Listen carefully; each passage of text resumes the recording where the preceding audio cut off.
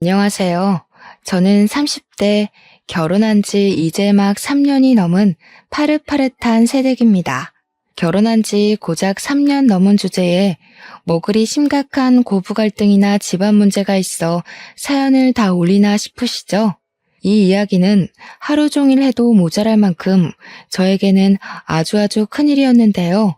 모든 일이 깔끔하게 처리된 이후 돌이켜 생각해보니 재미가 있긴 했네요. 제가 들려드릴 이야기는 갖은 수를 다 쓰고 자기 하고 싶은 대로 눌어붙으려던 시모의 이야기랍니다. 3년 동안 정말 많은 일이 저에게 일어났고 우리 시모한테 당한 일이 너무 많아서 하나하나 풀기 벅차지만 그래도 결과적으로 지금은 행복한 일상을 차지했습니다. 그런 기념으로 남편이랑 같이 맥주 한잔 하면서 이야기하다가 이런 곳에 사연을 올려보면 어떨까 싶어서 올려보게 되었어요. 그럼 제 이야기 지금부터 시작해 보도록 하겠습니다. 저는 어릴 때 아주 평범한 집에서 남들과 다를 것 없는 일상을 살면서 하루하루를 보냈습니다. 어릴 때는 미술 학원을 다니며 친구들과 그림을 그리는 것보다는 노는 것에 집중해서 하루하루를 보냈고, 초등학생이 되었을 때는 동네 골목대장이었어요. 저학년 때까지만 해도 잔병치레가 많았지만 고학년이 되면서부터 그 누구보다 튼튼했기에 허구한 날 놀이터에서 친구들과 노느라 정신이 없었죠.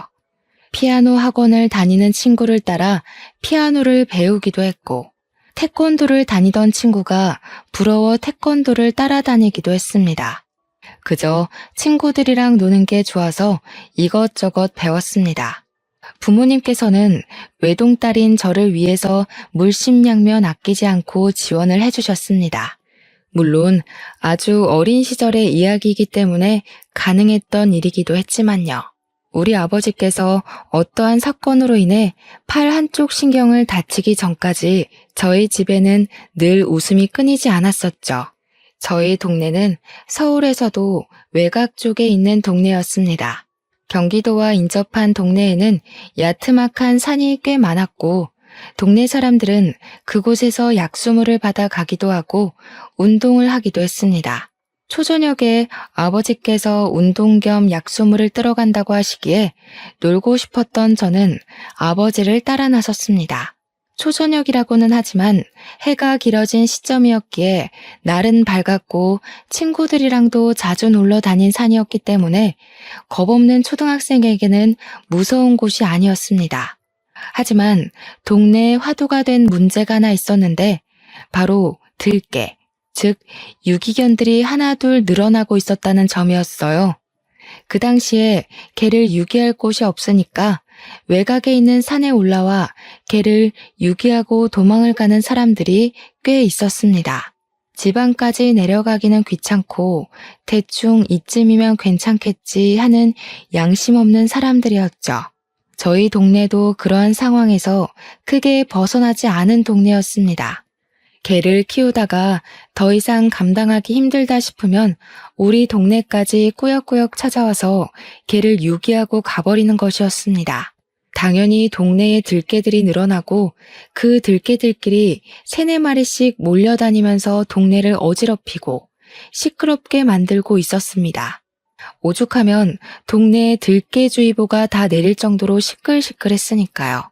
저는 태생이 겁이 많고 소심한 아이였지만 초등학생이 된 이후 친구들과 어울려 다니면서 센 척을 하고 다녔어요.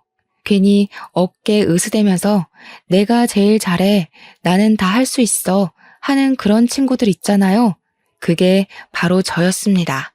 들개가 위험하니 오빠 옆에서 떨어지지 말라고 신신당부했던 어머니의 말은 쏙 까먹어버리고 저는 도토리를 줍기 시작했습니다.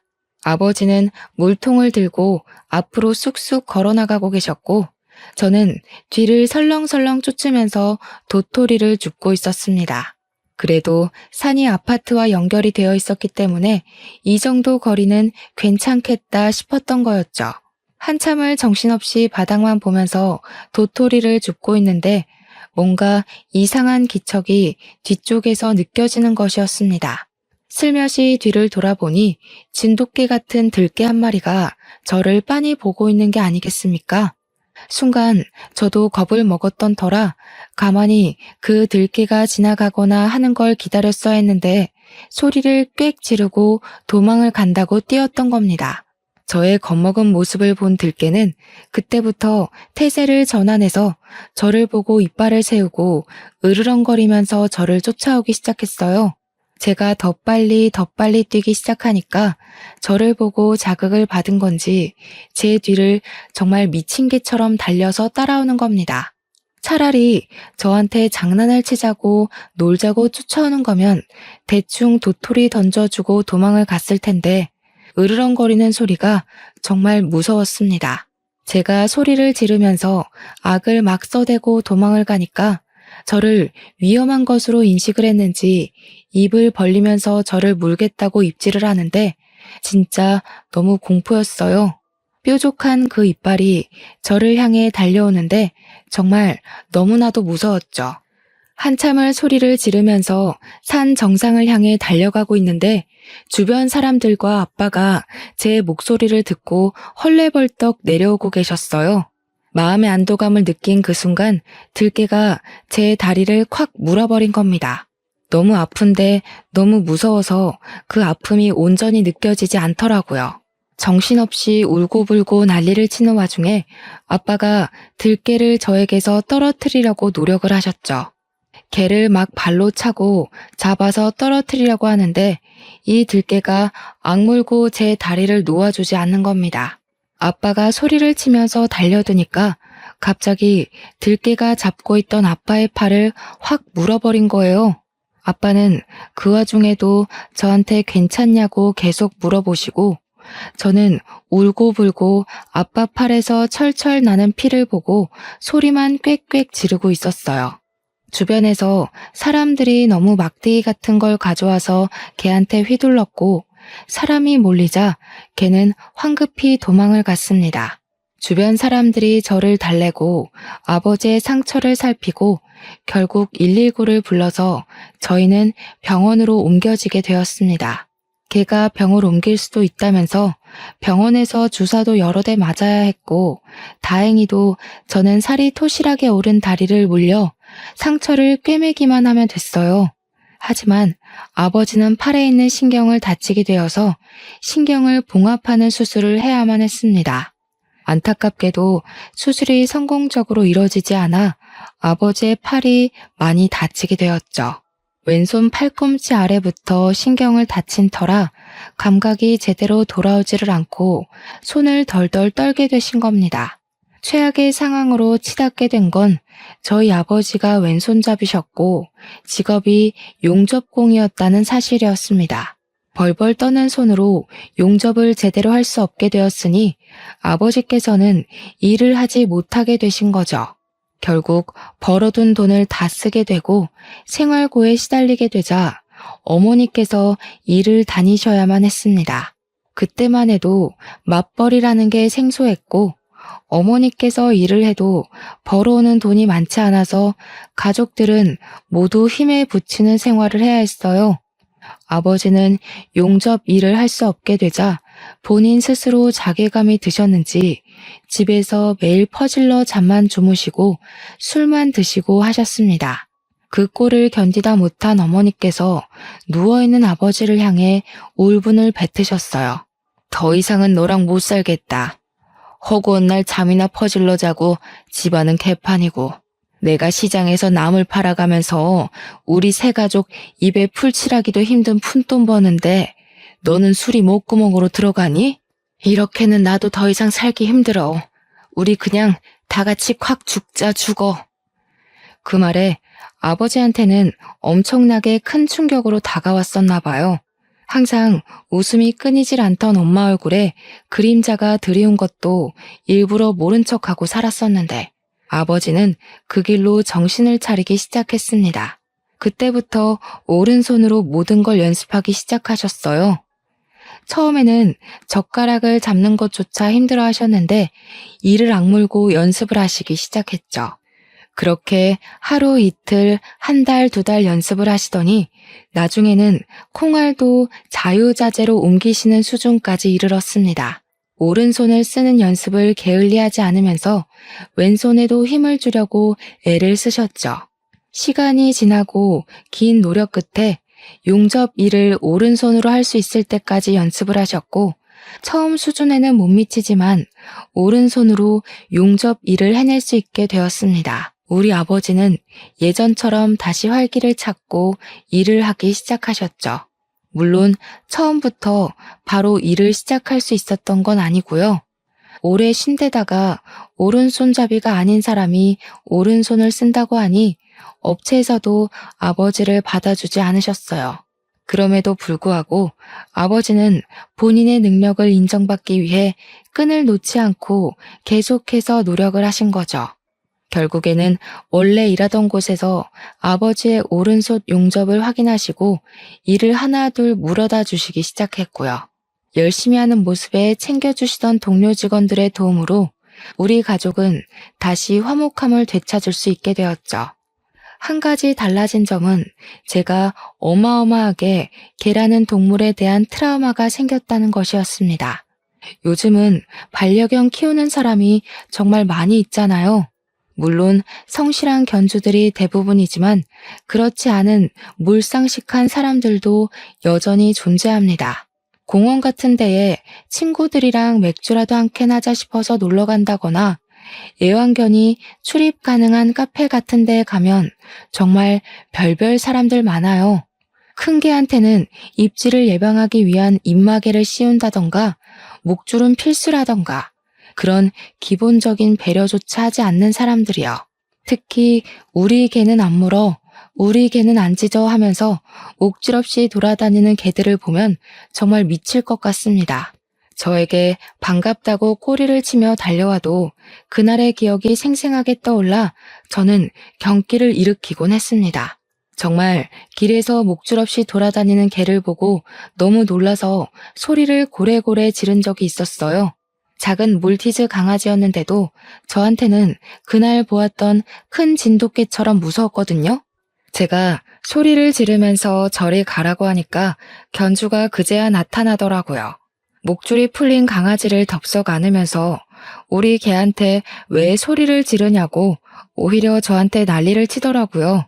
우리 개가 물기를 했어, 짖기를 했어, 그쪽 다리에 오줌을 쌌어, 어쨌어 하면서 소리를 지르는데 저한테 개는 다른 의미잖아요. 황당해하는 견주들에게 일일이 제가 개한테 물려서 트라우마가 있어요 하고 말을 할 수도 없는 노릇이고요. 소형견이고 대형견이고 저한테는 그저 무서운 동물일 뿐이었습니다. 개에 대한 공포심이 전혀 나아지지 않은 채로 중학교, 고등학교, 대학까지 졸업을 하고 저는 사회인, 즉 취직까지 하게 되었습니다. 우리 가족은 여전히 그날 일을 입 밖으로 꺼내진 않지만 화목했고 아버지께서는 여전히 용접공으로 일을 하고 계셨어요. 아버지께서 기력을 찾은 이후 저희 가족은 다시 일상생활로 돌아올 수 있었고 대학 등록금도 걱정 없이 학교를 다닐 수 있었죠. 아무튼 제가 취업이 완료된 이후에는 우리 가족끼리 잔치를 열기도 했습니다. 우리 딸이 언제 이렇게 커서 취업까지 했냐고 자랑스럽다고 대견하다고 말씀하시는 부모님께 조금 부끄럽기도 했네요. 남들처럼 대기업에 떡하니 취업한 것도 아니고 물론 괜찮은 회사긴 했지만 작은 신생 기업이었거든요. 직원이 저 포함해서 8명 정도 되는 작은 회사였는데 꽤 괜찮은 회사라고 소문이 나 있던 곳이라 경쟁률도 쟁쟁했어요. 대표님도 젊은 사람이었고 나름 복지도 탄탄했고요. 인터넷 사업 쪽으로 사업을 더 확장할 계획이라 하면서 월급도 점차 올려준다고 했습니다. 자유로운 복장과 상하 관계가 없는 사원들과의 관계 또한 회사의 장점 중 하나였습니다. 그러던 어느 날 저에게 작은 소란스러운 일이 생기게 되었습니다. 대표님과 회사 사람들 다 같이 점심을 먹고 돌아오는 길에 두런두런 이야기를 하면서 걸어가고 있었어요. 그때 길에서 주인이 목줄을 놓친 건지 작은 소형견 하나가 우리 쪽을 향해서 달려오고 있었습니다. 제가 달려오는 소형견을 보고 너무 놀라서 소리를 꽥꽥 지르면서 그 자리에 주저앉아 벌벌 떨고 있었어요. 걔도 제 소리에 흥분을 한 건지 아니면 그저 자유롭게 달릴 수 있어서 좋았던 건지 저희 쪽을 향해서 짖으면서 달려오는데 어릴 때 그 사고에 대한 기억이 떠오르더라고요. 제가 진짜 발작하듯이 온몸으로 몸부림을 치면서 울고불고 소리를 막 질렀거든요. 그랬더니 우리 대표님께서 놀라셨는지 저를 감싸 안아주시면서 달려드는 소형견의 목줄을 탁 잡아채고는 걔가 더 이상 다가오지 못하게 짧게 목줄을 쥐었어요. 걔도 목줄이 잡히고 나니까 계속 짖고 있었고 저는 놀래서 숨만 헐떡이면서 아무것도 못하고 앞이 캄캄한 상태로 있었습니다. 회사 사람들도 제가 갑자기 발작을 하니까 너무 놀라서 괜찮은 거 맞냐고 숨 천천히 쉬어보라고 119라도 부를까 하면서 난리가 난 거죠.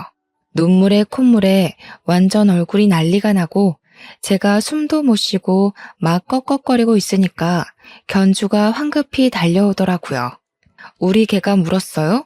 하면서 제 몸을 막 보더니 물린 건 아닌 것 같은데 이러더라고요. 회사 사람들이 다 쳐다보고 있으니까 견주가 민망했는지 대표님한테 가서 목줄을 확 채가더니 우리 애 잡아줘서 고마워요 하고 가려는 거예요. 저는 솔직히 정신이 없는 상태였기 때문에 그러든가 말든가 정신을 차리려고 애쓰고 있던 상황이었고요. 회사 사람들은 나서지도 못하고 저 사람 너무 경우 없다 하고 있는데 대표님이 그 견주 아저씨를 부르더라고요. 저기요, 목줄을 잘 챙겨서 다니셔야죠. 위험하지 않습니까? 하면서 따지듯이 물어오니까 견주가 황당해하는 거예요. 큰 개도 아니고 작은 수영견이 반갑다고 달려가서 꼬리치고 놀자고 하는 건데 위험하긴 뭐가 위험하냐고요. 그냥 귀엽다 해주면 되는 거지 뭘 그렇게 예민하게 울고불고 난리를 치냐고 저를 보면서 그러대요. 만만한 게 여자다 이거겠죠. 그러면서 아무튼 앞으로 목줄 잘 챙기고 다니면 되지 하면서 저한테 사과도 없이 가려고 하더라고요. 대표님이 빤히 그 아저씨를 쳐다보니까 자기도 오기가 생긴 건지 뭔지 저를 보면서 딱 그러는 겁니다. 뭘 이런 걸로 무섭다고 저지랄이야? 젊은 사람이 너무 오버해도 안 돼.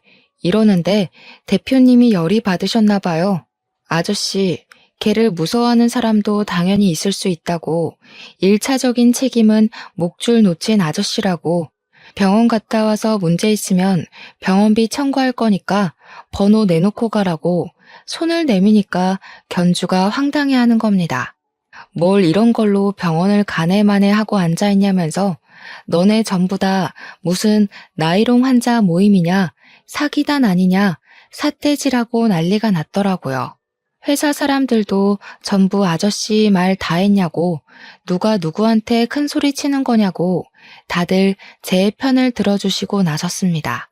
결국 아저씨가 한창을 구시렁거리다가 대표님께 전화번호를 딱 전해주고는 침을 칵 퇴뱉고 가시더라고요. 너무 열받고 짜증나고 길거리에서 이런 일을 겪었다는 게 수치스러운 와중에도 대표님이 너무 든든해서 고맙더라고요. 저한테 걔 무서워해요? 하고 물어보시는데 회사 사람들도 전부 궁금한 얼굴로 저를 보고 있더라고요. 그래서 어릴 때 크게 물려서 많이 다쳤었다고, 그래서 트라우마가 있다고 이야기를 하면서 들깨한테 물린 이야기를 했어요. 회사 사람들도 전부 너무 무서웠겠다, 물려서 아팠겠다 하는데 그때가 여름이라 반바지를 입고 있었거든요. 제가 다리를 물려서 종아리에 꿰맨 자국이 흉터로 그대로 남아 있었어요. 그거 보여주면서 여기가 물린 흉터거든요. 어릴 때라 꽤 많이 꿰맸고 아버지께서도 크게 다치셨었다고 다 이야기를 했죠. 회사 사람들도 전부 너무 아팠겠다. 무서울만 하네 하면서 공감을 해주셨고, 대표님도 그래도 이 정도라 다행이라고 큰 개였고 어린아이 시절이었으니까 놀랬겠다고 했어요. 그래서 오늘 도와주셔서 너무 고마웠다고 막 이야기를 하니까 대표님이 저한테 고마우면 나중에 커피라도 사요 하시는 거예요. 당연히 사드려야지, 두 잔, 세 잔 사드려야지 싶어서 회사 도착하자마자 배달 앱으로 커피를 주문해서 회사 사람들 것까지 준비를 했죠. 그래봐야 8명이니까 이 정도는 살 수 있지 않나 싶었거든요. 배달이 도착하고 회사 사람들한테도 도와주셔서 감사했다고 인사하면서 커피 한 잔씩 돌리고, 대표님은 따로 파티션 되어 있는 공간을 쓰셔서 그쪽으로 한 잔을 가져갔어요.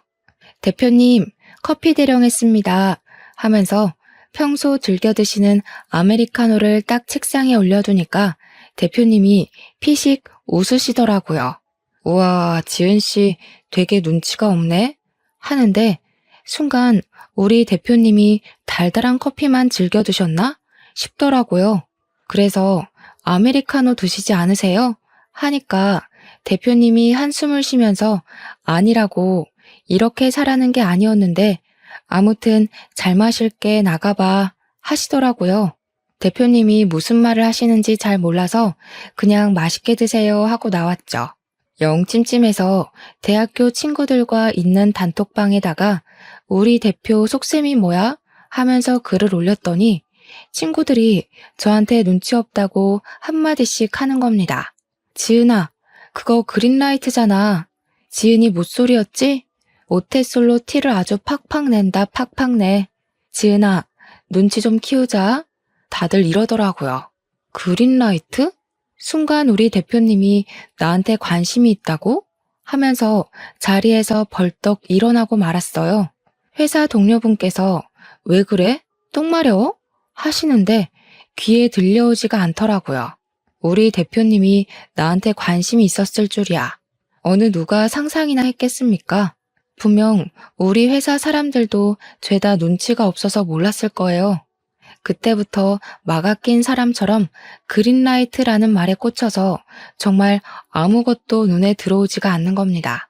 회사 동료가 일을 시킨다고 지은 씨 하고 불러도 못 알아듣고, 복사기 10장 복사해야 되는데 100장 누르고 멍 때리고 있고, 한번 대표님이 의식되고 나니까 진짜 얼빠진 사람처럼 대표실에서 눈을 못 떼겠더라고요. 물론 대표님이 저한테 그린라이트가 맞는다고 인정을 해준 것도 아닌데 혼자 김칫국부터 사발로 들이킨 거죠. 그렇게 며칠을 실수만 반복하다가 무슨 일이 일어났게요? 당연히 대표실로 호출이 되었습니다. 실수만 하다가 면담이 잡히게 된 것이었죠. 대표님이 걔 때문에 혹시 트라우마가 심해져서 일에 집중을 못하는 거냐고 저한테 솔직하게 이야기를 해보라고 하더라고요. 솔직하게 말하라고 했으니까 진짜 솔직하게 말을 해야겠다 싶어서 사실은 대표님 때문에 집중을 못하는 거라고 말씀을 드렸어요. 저한테 커피 마시자고 한 게 그린라이트였냐고, 제가 눈치 없게 굴었다는 게 그 뜻 맞냐고 물어보니까 대표님도 당황하시더라고요. 아무래도 제가 대놓고 물어볼 거라고는 전혀 상상도 못 하셨기 때문이었을까요? 한참을 말없이 머리만 긁적이시던 대표님께 친구들이 그랬다고 이야기를 했어요. 친구들이요, 대표님이 그 말씀하신 게 그린라이트래요. 그래서 집중이 안 돼서 신경 쓰여서 계속 실수를 했어요. 하니까 대표님이 웃더라고요. 신경이 쓰였으면 반쯤은 성공한 거네 하시면서 그린라이트 맞다고 저한테 퇴근하고 밥이나 먹자고 하시대요. 바로 치고 들어올 줄은 생각도 못했던 터라 얼굴은 홍당무처럼 빨개져가지고 고개만 끄덕였죠. 회사 사람들이 저한테 대표님한테 많이 혼났어? 얼굴이 새빨개지면서 걱정을 하는데 웃음이 터질 것 같아서 괜찮다고 화장실 다녀올게요 하고 자리를 떴어요. 나중에 알게 된 사실인데 제가 혼나고 혼자 울려고 화장실 간 줄 알았다고 하시더라고요. 그날 저녁은 매우 성공적으로 끝났고 그 다음 주부터는 주말에 몰래 몰래 만나서 데이트를 하기 시작했습니다. 생각보다 가치관도 잘 맞고 취미나 성향이 잘 맞는 사람이었어요. 첫 연애에 너무나도 완벽한 짝꿍을 만난 느낌이 들었다고나 할까요? 대표님과 함께 보내는 시간이 너무 빨라서 아쉬울 정도였습니다. 그렇게 연애를 이어가다 보니까 어느 날부터는 데이트가 끝나고 각자의 집으로 가는 그 시간이 너무 아쉽고 서운하고 쓸쓸하더라고요. 그럴 때 결혼을 해야 완벽한 거라고 대표님이 저에게 프로포즈를 했고 연애 8개월 만에 결혼을 하기로 약속을 했습니다. 회사 사람들 모르게 연애하는 재미가 스릴 있고 좋았는데 이제 부부가 되면 그것도 끝이겠구나 하면서 아쉬워하기도 했죠. 상견례를 마치고 식장을 잡고 드레스를 고를 때에도 우리가 진짜 결혼을 하는 건가? 하면서 현실감이 조금 느껴지지 않았어요. 청첩장이 나오고 회사에 돌리려고 인원수에 맞춰서 들고 갔는데 그때 처음으로 떨리고 설레고 하더라고요. 저희가 청첩장을 돌리면서 저희 연애하는 것도 모르셨죠? 하면서 결혼해요 라고 했더니 회사 사람들이 심드렁 하더라고요. 연애하는 걸 왜 몰랐겠냐고. 대표님이랑 지은 씨만 몰랐지 다들 알고 있었다고. 티가 너무 났다는 겁니다. 그 말에 저랑 남편이랑 깜짝 놀랐죠. 회사 사람들 아무도 아는 티를 안 냈거든요. 정말 빠르게 시간이 지나가고 완벽한 결혼식, 즐거운 신혼여행을 마치고 둘이서 열심히 꾸민 신혼집까지 입주를 완료했습니다.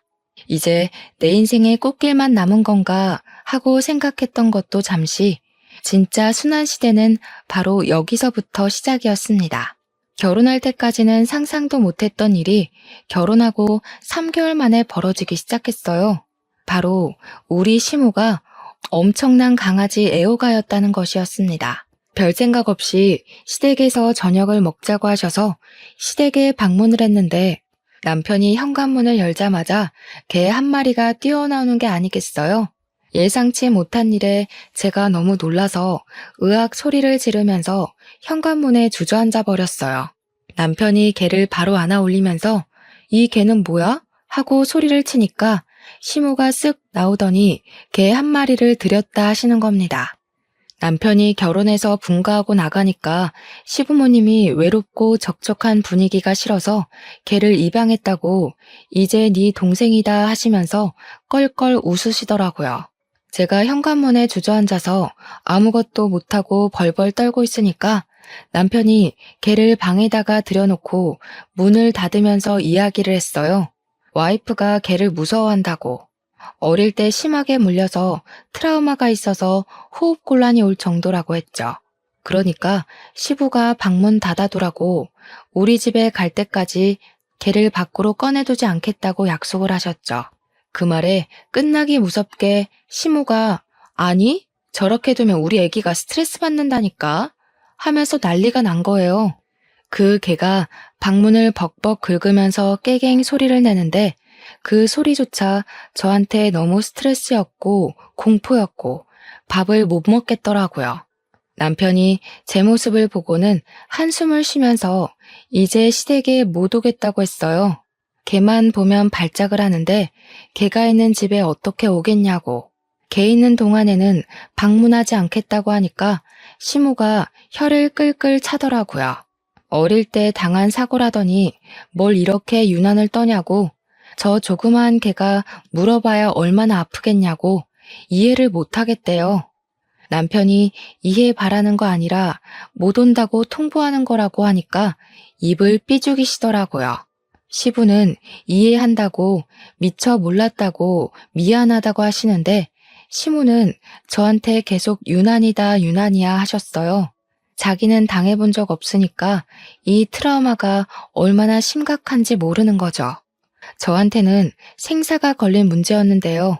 아무튼 시댁에 방문하지 않고 지내기를 몇 개월, 명절이나 행사가 있거나 해서 꼭 방문을 해야 할 때에는 시부가 개를 방에 가두거나 베란다에 가뒀어요. 물론 그때마다 시모는 저한테 언제까지 그럴 거냐고 자꾸 마주치고 붙어 지내봐야 그런 트라우마도 극복되는 거 아니냐고 했어요. 시모가 키우던 강아지가 치와와라서 소형견이긴 했는데 빨빨거리면서 싸돌아다니는 게 완전 난리도 아니긴 했거든요. 저는 그 개가 멀리서 짖는 것도 저랑 눈이 마주치는 것도 너무 싫고 무서웠어요. 어느 날은 시모가 저한테 얘, 걔를 가까이서 보면 또 달라 하면서 제 얼굴에 치와와를 들이미시는데 얼마나 놀랬는지 몰라요. 저도 모르게 시모한테 소리를 치면서 걔 무섭다고요. 가까이 못 간다고요. 하면서 난리를 쳤죠. 그러니까 시모가 이 조그마한 게 물어봐야 얼마나 아프다고 소리를 치냐고 네 소리에 더 놀래겠다 하면서 저를 나무라셨어요. 저는 지지 않고 이야기했죠. 애가 크고 작고 그런 게 중요한 게 아니라 걔 자체가 너무 무섭다고요. 가까이 하기 싫으니까 제발 제 앞으로 들이밀지 말아달라고 부탁을 드렸어요. 그러니까 저한테 답답하다면서 트라우마를 극복할 수 있는 좋은 기회라며 우리 개는 사람 안 문다고 하는데 제 마음을 몰라주는 시모가 오히려 더 답답하고 짜증까지 나더라고요. 그렇게 제가 2년 정도 시댁의 발길을 완전히 끊어버리는 것으로 의지를 보여드렸습니다. 우리 남편도 당연히 제 편을 들어주었고 시부도 제 편을 들어주셨어요. 하지만 시모만 유별나다면서 걔가 얼마나 사람을 위로해주는 동물인지 몰라서 저런다고 제 탓을 하셨죠. 그러던 와중에 충격적인 사건이 일어났습니다. 바로 시부가 갑작스럽게 돌아가시게 된 것이었어요. 너무나도 갑작스러운 돌연사라 온 가족이 시부의 사망을 받아들이는데 시간이 걸렸습니다. 장례식을 어떻게 치렀는지 기억이 나지 않을 정도로 순식간에 일어난 일이었습니다.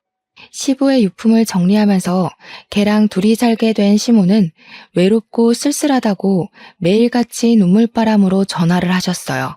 너희가 집에 좀 붙어있으면 안 되겠니? 하시는데 저는 차마 걔 때문에 시댁에 가지 못하겠더라고요. 나중에는 시모는 이러다가 우울증으로 자기도 죽겠다고 합가를 하자고 요청을 하셨는데 다른 건 몰라도 걔 때문에 죽어도 안 되겠더라고요. 남편도 가운데서 고생을 좀 많이 했죠. 아무리 그래도 걔랑은 같이 못 산다고 딱 잘라서 거절을 해줬어요. 우리 마누라 힘들어해서 안 된다고 하니까 시모가 자기도 힘들어서 안 되겠대요. 결국 치어와 치치를 부산에 계신 이모님 댁으로 보내기로 하고 합가를 하기로 했습니다. 근데 이모님 댁이 부산이니까 걔를 부산까지 보내야 하는데 자꾸 이모님 댁이랑 시간이 맞지 않는다면서 차일피일 미루는 거예요. 합가를 해놓고 걔를 보내지 않으니까 걔를 방에다가 거의 가둬두다시피 하고 공존하는 시간을 보내야만 했습니다. 어차피 저랑 남편이랑 둘 다 출근을 하니까 출근해 있는 동안은 풀어두고 퇴근하는 시간에 맞춰서 가두면 되지 않냐고 하시더라고요. 저는 개 짖는 소리만 나도 너무 무서워서 벌벌 떨었고 집에 가는 길이 너무나도 공포스러웠어요. 하지만 시모는 이렇게 지내다 보면 제가 적응하지 않겠냐고 가지가지 한다고 뭐라고 하더라고요. 합가한 지 한 달이 지나서 남편이 도저히 안 되겠다 싶었는지 부산 이모님 댁으로 전화를 걸었습니다. 걔는 언제 데려가실 거냐고 따지듯이 물었더니 이모님이 개? 무슨 개? 내가 걔를 왜 키우니? 걔 털 날리는 거 딱 질색이다. 하셨다는 거예요. 알고 보니까 시모가 합가를 하려고 거짓말을 치고 버티고 있었던 거죠. 애초에 이모님은 걔를 키울 생각조차 없으셨던 거예요. 이미 합가까지 한 마당에 너네가 어떻게 할 건데? 이렇게 나오시니까 점점 고부간의 갈등이 시작되었죠. 저는 몇 번이나 치치 때문에 호흡곤란이 올 정도로 난리를 쳤고 시모는 그때마다 저에게 화를 냈어요. 가만히 있으면 치치도 저한테 안 갈 거라면서 이쁜 애를 왜 못 잡아먹어서 안달이냐고 제가 무슨 동물 학대하는 사람 취급을 하더라고요. 밤마다 울기를 반복하니까 남편도 시모랑 싸우고 시모는 아들 키워봐야 소용없다면서 치치를 품에 안고 내 새끼는 얘밖에 없다 하시고 그렇게 불편한 동거를 이어가던 와중에 주말이라 치치를 애견 호텔에 맡기고 TV를 보는데 동물 다큐멘터리를 하더라고요. 순간 도마뱀이 딱 나왔는데 시모가 기겁을 하더니 채널 돌리라고 도마뱀 징그럽다고 난리를 치는데 순간 머릿속에 굿 아이디어가 떠오른 거죠. 제가 개 싫다고 기겁을 할 때 유난이라고 삐죽거렸던 시모가 도마뱀을 보고 기겁을 한다. 남편이랑 상의하고 바로 다음날 저는 파충류 숍에 가서 도마뱀을 분양받아 왔습니다. 제가 개, 고양이만 무서운 거지 나머지 동물들은 아무렇지도 않았거든요. 도마뱀 분양해서 투명 케이지에 넣어오니까 시모가 소리 지르고 난리가 난 거죠. 그 흉측한 거 뭐냐, 당장 치워라, 어디서 들고 온 거냐 하는데 제가 뻔뻔하게 제 반려동물이에요 했어요.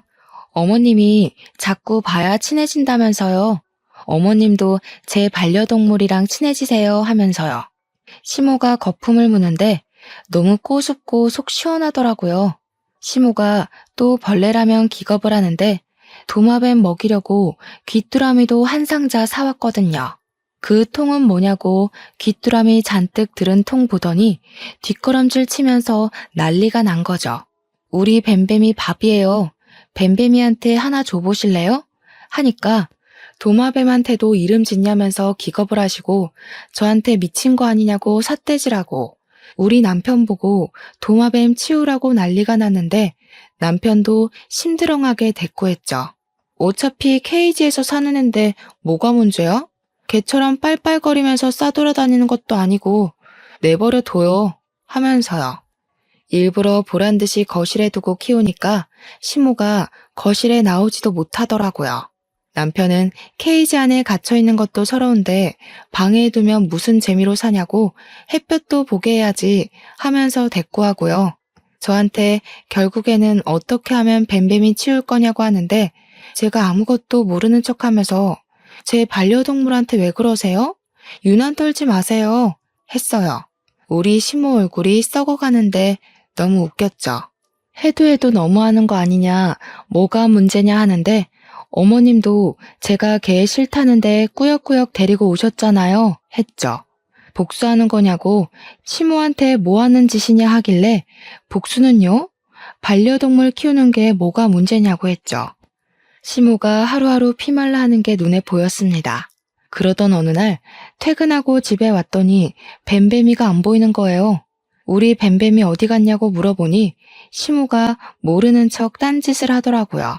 남편이 추궁하니까 그제야 하는 말이 동네 중고마켓에 무료 분양한다고 올려두니까 어떤 사람이 가져가겠다고 해서 줬다는 거예요. 귀뚜라미들까지 전부 다요. 남편이 남의 반려동물을 왜 멋대로 주냐고 난리를 치니까 시모가 그게 무슨 반려동물이냐고 이미 줘서 못 찾아온다고 하는 거예요. 제가 열받아서 치치도 버려도 돼요? 치치도 다른 사람 줄까요? 하니까 천벌 받을 짓 하지 말라는데 뱀뱀이는 괜찮고요 했죠. 파충류가 지능이 있냐 뭐가 있냐 하는데 또 다른 도마뱀을 분양받아 오자니 이런 일이 두 번은 안 생길 거라는 보장이 없는 거죠. 그래서 남편과 상의해서 남편 지인의 반려동물을 잠시 빌려오기로 했어요. 바로 애완거미로 유명한 타란툴라를 빌려왔습니다. 출근할 때는 데리고 출근하기로 하고 집에 다 같이 있을 때만 시모 앞에 들이밀기로 했죠. 애완용이라 독은 제거된 아이였는데 일부러 이름도 미미라고 붙여두었어요. 제가 케이지를 들고 집에 오니까 시모가 이건 또 뭐냐고 쓱 고개를 들이밀었는데 성인 남자 손바닥만한 거미가 있으니까 뒤로 쓰러지더라고요. 자기한테 지금 시위하는 거냐고 미친 거냐고 소리를 고래고래 지르는데 제가 그랬죠. 뱀뱀이 싫다고 하셔서 타란툴라 데리고 왔다고. 애는 혹시라도 버린다고 만지려고 하지 말라고 독 있다고 했습니다. 얘 독이 치명적인 거 아시죠? 그냥 멀리서만 부셔요. 밥 한번 줘보실래요? 핀셋으로 멀리서 주셔야 돼요. 그러니까 신모가 기겁을 해서 저리 치우라고 난리를 치더라고요. 우리 미미 외로울 것 같은데 짝이라도 하나 더 드릴까? 집안을 거미소굴로 만들 일 있어? 절대 안 돼. 출근할 때 혹시라도 문제 생길까봐 데리고 출근하고 지인에게 보여주고 밤에는 다시 집으로 데리고 들어오고를 며칠을 반복했습니다. 시모는 어떻게든 치우고 싶어 했지만 저희가 떡하니 지키고 있으니까 아무것도 할 수 없었죠. 예, 내 꿈에 거미가 다 나오질 않나 몸이 막 다 간지럽고 죽겠다. 너네 거미가 밤사이에 탈출했을까봐 무서워서 잠도 못 자겠어. 어떻게 하면 저거 치울 거니? 응? 이모님 댁으로 치치 보내는 거 확정되면 저희도 거미 입양 보낼게요. 결국 시모가 두 손 두 발 다 들고 치치를 충청도에 있는 마당 딸린 친구 집으로 입양을 보내겠다고 약속을 했습니다. 남편이 그러더라고요. 치치를 먼저 입양 보내고 나면 그때 우리 미미도 입양 보내겠다고요. 미미 주인인 남편 지인분께도 조금만 더 미미를 데리고 있겠다고 하니 흔쾌히 허락을 해주셨어요.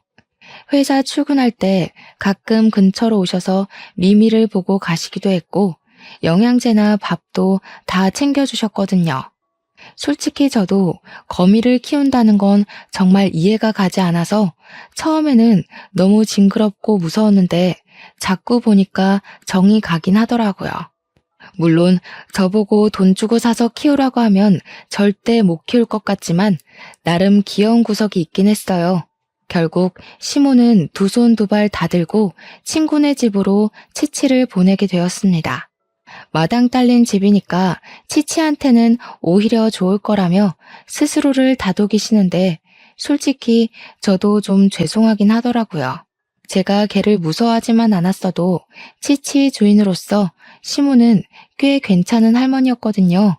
아무튼 치치가 충청도로 내려가자 저도 미미를 본래 주인에게 되돌려 주었습니다.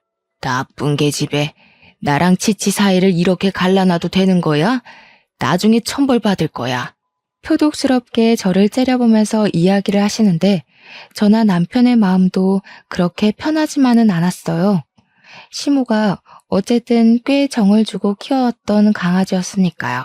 근데 저도 나름 변명을 하자면 애초부터 거짓말을 치고 합가를 한 것이었으니까 강아지를 꼭 키워야 한다고 했다면 합가 자체를 안 했을 거예요. 차라리 시모의 집을 좀 줄여서 우리 집 근처로 이사를 오라고 했겠죠. 밖에서 자주 시간을 보내면 덜 외로우실 테니까요.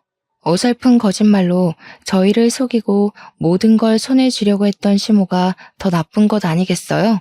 그 뒤로 시모는 충청도에 있는 친구네 집으로 자주 내려갔습니다. 치치가 잘 살고 있는지 시모를 그리워하는 건 아닌지 확인을 해봐야겠다고요. 그러면서 자연스럽게 집안일은 하나도 신경을 쓰지 않으시더라고요.